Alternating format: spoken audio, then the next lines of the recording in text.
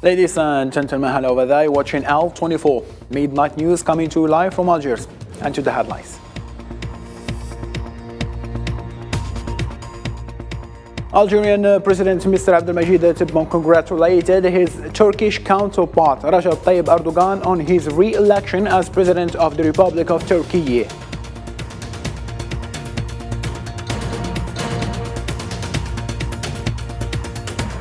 Sudan's army has suspended its participation in talks over ceasefire and humanitarian access, raising fears of renewed fighting that has displaced hundreds of thousands of people.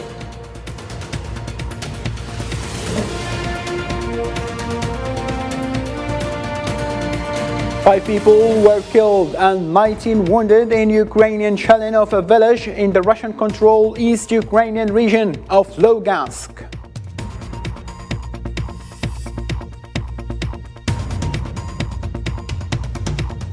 And as tensions between Belgrade and Pristina simmer with China and Russia voicing support for Serbia, NATO is sending 700 more peacekeeping troops to North Kosovo and cancelled the ongoing Defender 2023 exercise.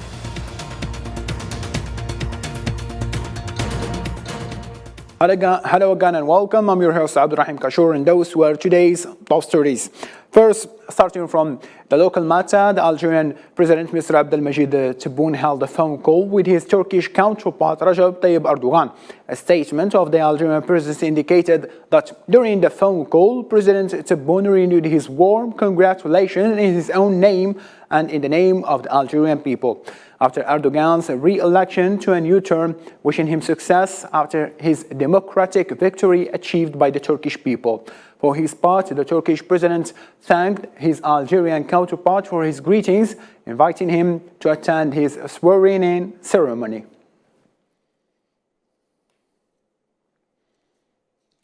President of the Republic, Mr. Abdelmajid Tebboune, also received Wednesday in Algiers the ambassador of the State of Palestine to Algiers, Faiz Mohammed Abu Aita, who handed him a message from the Palestinian President, Mr. Mahmoud Abbas. A press release from the Presidency of the Republic indicated that the meeting took place in the presence of the Director Cabinet at the Presidency of the Republic, Mohammed Nadir Al-Arbawi. لقد تشرفنا اليوم. I had the honor to meet His Excellency President Abdelmajid Tebboune, and I had the honor today to hand him an important message from his brother President Mahmoud Abbas.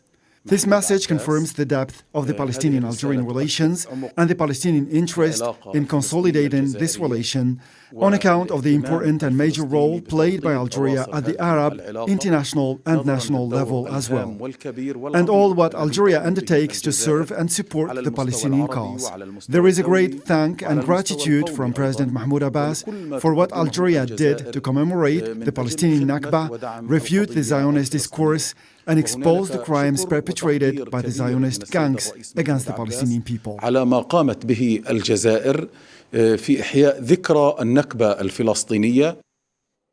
In the same line of thought, the Palestinian ambassador to Algiers, Faiz Mohammed Mahmoud Abu Aita, noted that he also carried an important message from the Algerian President Abdelmajid Tebboune to his Palestinian counterpart Mahmoud Abbas, stressing that message renews Algeria's attachment to the Palestinian unity and reconciliation.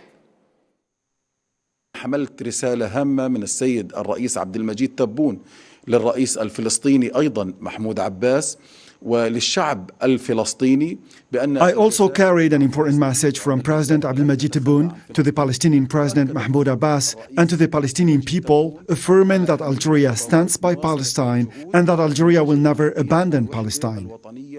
His Excellency President Abdelmajid Tebboune stressed the need and importance of continuing efforts to achieve Palestinian national unity. Therefore, Palestinian unity is an important and necessary endeavor. Algeria and His Excellency President Abdelmajid Tebboune did a great work to achieve Palestinian national unity. Algeria is doing a great and an unprecedented work that suits Algeria and Palestine, and we promise President Abdelmajid Tebboune and the Algerian people that the Palestinian struggle will continue until the recovery of our land and the establishment of the independent Palestinian state with Al-Quds as its capital. With presidency still, the Algerian president received the dean of the Paris Mosque, Shamsuddin Hafiz, who gave him a detailed presentation on the mosque's activities and tasks it assumes in the service of the Algerian and Muslim community in France. The Algerian president seized the opportunity to thank the dean of the Paris Mosque for his efforts and to praise the role of these ancient religious institutions in raising the banner of moderate Islam, brotherliness and tolerance by respecting the laws of the host country.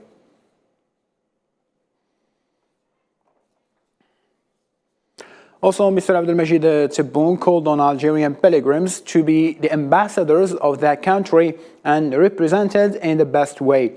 The Algerian president in a tweet prayed Allah to accept the pilgrimage of the Algerian and forgive their sins and wish them a safe return. It's worth noting that the first flight of the Algerian pilgrims toward the holy sites for this year's Hajj or pilgrimage season started on Wednesday. In Algeria, still, the Minister of Foreign Affairs and National Community Abroad, Ahmed Attaf, affirmed in New York that Algeria will continue to make its contribution as a responsible and reliable partner in the face of the global challenges by submitting ideas and initiatives likely to strengthen the role of multilateralism in preserving international peace and security. Mohammed Khatou. Entrusted by the President of the Republic, Mr. Abdelmajid Tebboune, Mr. Attaf's visit comes as a prelude to the elections for the renewal of non-permanent members of the UN Security Council, in which Algeria is bidding for the 2024-2025 period. Algeria's candidacy, which is supported by regional organizations and friendly countries, constitutes, according to Foreign Minister Ahmed Attaf, a natural extension of its role and commitment to strengthening international cooperation. Algeria's candidature to serve as a non-permanent member in the UN Security Council is a natural extension of all these commitments to international cooperation for the sake of building a peaceful, stable, and prosperous global order. Speaking during a reception organized at the UN headquarters as part of efforts aimed at promoting and mobilizing support for Algeria's candidacy, the head of the Algerian diplomacy highlighted the role of Algeria in its regional environment and its vision reflected by the priorities it will endeavor to achieve within the Security Council. These priorities evolve around the following beliefs and commitments: promoting peaceful settlement of conflicts, consolidating partnerships and the role of regional organizations, moving forward the Women, Peace and Security WPS agenda, and providing an additional momentum to the international fight against terrorism. If elected, Algeria said it will be ready to assume its responsibilities and contribute as a reliable partner in facing global challenges. May I conclude this address by reiterating the strong and firm commitment made by President Abdelmajid Tebboune that, if elected, Algeria will embrace this responsibility with a deep sense of humility, dedication, and commitment, and that it will contribute as a responsible and credible partner to enable global action in the face of global challenges by presenting ideas, initiatives that would enhance the role of multilateralism in maintaining international peace. Meanwhile, Mr. Attaf recalled the mediation undertaken by Algeria to contribute to the settlement of many crises, in addition to the approach adopted by the President of the Republic to strengthen development through the financing and implementation of several development projects in Africa. Same line of thought, the Algerian Foreign Minister also conveyed the President's greetings to the participants, stating in the context that President Tebboune attaches great importance to the vital role of the United Nations and that he remains a strong supporter of its efforts to promote human rights, maintain international peace and security, and promote sustainable development.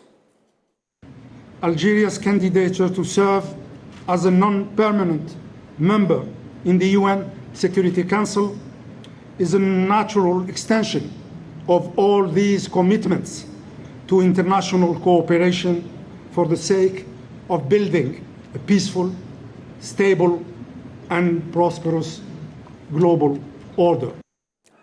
Mr. Ahmed Attaf also stressed that the President of the Republic, Mr. Abdelmajid Tebboune, attached the great importance to the pivotal role of the United Nations, and the UN remains staunch supporter of its efforts to promote human rights, maintain international peace, and promote sustainable development. Algeria continues to have great faith in the United Nations and in the multilateral system. It has always advocated for a stronger and more effective multilateralism, a multilateralism that guarantees equal sovereignty of all nations, equal security for all nations, and mutually beneficial interdependence in favor of all nations, and a multilateralism that is genuinely underpinned by the principles, values, and ideals of which the UN Charter draws vigor and inspiration. Attaf also stressed that Algeria continues its contributions to spreading peace and stability in the regional environment in close coordination with the United Nations and relevant regional organizations, especially the African Union and the League of the Arab States. Algeria continues to have great faith in the United Nations and in the multilateral system. It has always advocated for a stronger and more effective multilateralism, a multilateralism that guarantees equal sovereignty of all nations, equal security for all nations, and mutually beneficial interdependence in favor of all nations. In Algeria, still, Sonatrach and the Brazilian company WAG SA signed on Wednesday a memorandum of understanding aiming to promote cooperation between the two parties. This memorandum of understanding will foster cooperation prospects for the exchange of expertise and experience in terms of improving performance and technological mastery of Sonatrach's facilities through a win-win partnership approach, according to a statement of Sonatrach.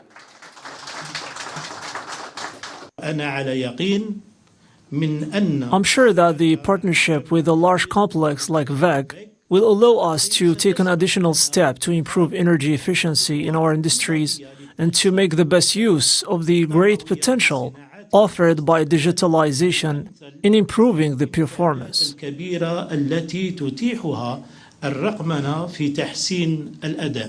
WAG is here today to sign a memorandum of understanding with Sonatrach, a memorandum on which we commit ourselves to exchange knowledge and experience to identify complementary opportunities for collaboration and partnership. The Algerian airline company Air Algerie signed the contract with European aerospace industries Airbus, or rather Airbus, for the acquisition of 7 aircraft. The signing ceremony was attended by a representative of Airbus as well as the Director General of the Algerian airline, Yassine Ben Slimane, who confirmed that 4 aircraft will be received in 2025 and 3 more in 2026. The contract included the purchase of large aircraft, including 5 Airbus A330-900 and 2 A350-1000. Avec le constructeur européen. By signing a contract with the European aerospace industries company Airbus, 7 large aircraft will be acquired, including 5 Airbus A330-900 and 2 A350-1000 aircraft. This operation falls within the framework of President of the Republic's program for the acquisition of 15 large aircraft to strengthen the air fleet of Air Algérie and to strengthen the company's presence in Africa and Europe. Renforcement du réseau de la compagnie sur l'Afrique, en Europe. In a bid to strengthen economic ties and promote trade exchanges between the United Kingdom and Algeria, a new trading regime has been introduced. The developing countries' trading regime aims to provide significant benefits for Algerian exporters and enhance bilateral trade. Our own reporter Hassan Burkan was there and he came up with this report. The introduction of Developing Countries Trading Scheme marks an important milestone in the economic relationship between the United Kingdom and Algeria. This scheme is designed to support Algerian exporters by reducing tariffs on a wide range of products, facilitating trade exchanges and diversification. It matters to us enormously that we help Algerian business access the UK market. That is good for Brits and for our consumers, but it's also really, really good for every aspect of our trading relationship. The DCTS, set to come into force on June 19, 2023, offers several key advantages for Algeria. Firstly, it simplifies and reduces tariffs, ensuring duty-free trade on 92% of goods exported to the UK. This significant reduction in trade barriers will save Algerian exporters millions in tariffs and enhance their competitiveness in the UK market. On the 19th of June, Algeria will automatically benefit from duty cuts and duty reductions on 3,000 products, which means that 92% of all goods exported from Algeria to the UK will be exported at zero tariffs, so duty-free. The DCTS aims to support supply chain diversification and reduce import costs, benefiting both British businesses and customers. Alongside trading scheme, the UK has also established the Growth Gateway, a free business support service that assists Algerian companies in finding buyers for their products and exporting to the UK. This new initiative signifies the UK's commitment to deepening economic ties with Algeria and fostering mutually beneficial trade relations. As we would say in the UK, a marriage made in heaven, potentially, between what Algeria wants to achieve and the UK's interest in making sure that we have a global and diverse partnership. The Developing Countries Trading Scheme presents a promising opportunity for Algeria to expand its exports, strengthen trade links, and drive economic growth. With lower tariffs and improved access to the UK market, Algerian businesses are poised to thrive under this new trading initiative. In the African continent, Sudan's army suspended talks with rival paramilitary force on Wednesday of a ceasefire and aid access, raising fears the 6-week-old conflict will push Africa's third largest country deeper into a humanitarian crisis. The armed forces said in a statement it halted talks in Saudi city of Jeddah, accusing the other side of lack of commitment in implementing any terms of the agreement and continuous violation of the ceasefire. Eyewitnesses reported heavy clashes across the Nile in northern Omdurman and northern Bahri through Wednesday evening.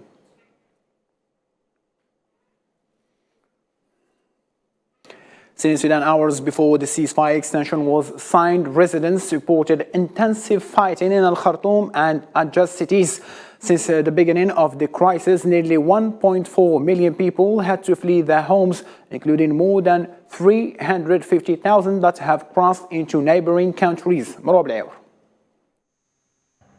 After military factions battling for more than 6 weeks agreed to extend a ceasefire aimed at allowing aid to reach civilians, clashes subsided in Sudan's capital on Tuesday. Yet, according to residents, the sounds of fighting in some areas could be heard. This morning there was clashes between the RSF and the SAF in North Bahri and here in North Omdurman. The army have used its heavy artillery in order to target the locations of RSF in North Bahri. The army and the paramilitary rapid support forces agreed to extend a week-long ceasefire deal by 5 days, just before it was due to expire late on Monday. Sudan's top General Abdel Fattah al-Burhan met on Tuesday with some officials and soldiers in Khartoum, where he said they are fighting for the Sudanese people. We will keep fighting and will continue reaching out for peace until the last soldier is alive. We are willing that people live in peace and security. Almost 2 months the Sudanese people are suffering, and are being killed, and are being displaced. They left the country. Away from politics, Sudanese refugees caught in crossfire of Khartoum's conflict are seeking solace in neighboring Chad, where kinfolk, despite their own struggles, are providing safe haven. We arrived here at 1 a.m. as soon as we heard that the militia were coming. We fled in a hurry without taking anything.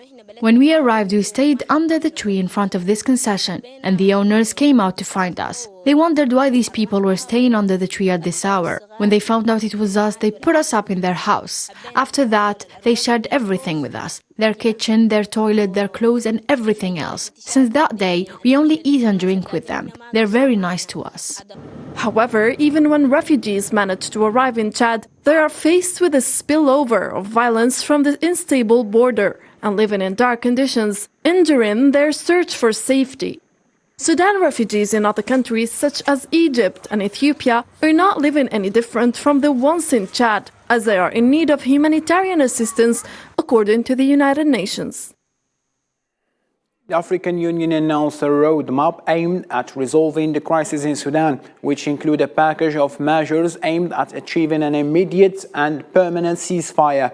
The Union said in a statement that the roadmap includes 6 items that provide for the approval of an expanded mechanism formed by the African Union, which works to ensure coordination of all regional and international efforts to resolve the crisis.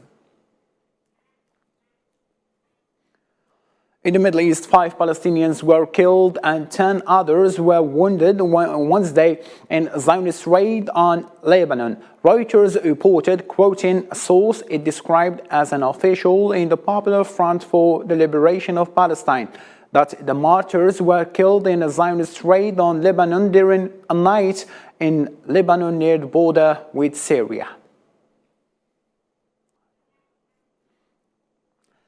In Ukraine, a night shelling targeting a poultry farm in the Lugansk region killed at least 5 people and wounded 19 others. Russian authorities accused the Ukrainian army of carrying out the operation, according to preliminary information of the Russian Monitoring Center for the Security Situation. In the Lugansk region, the bombing was carried out with HIMARS systems, which are provided by the United States to Kiev.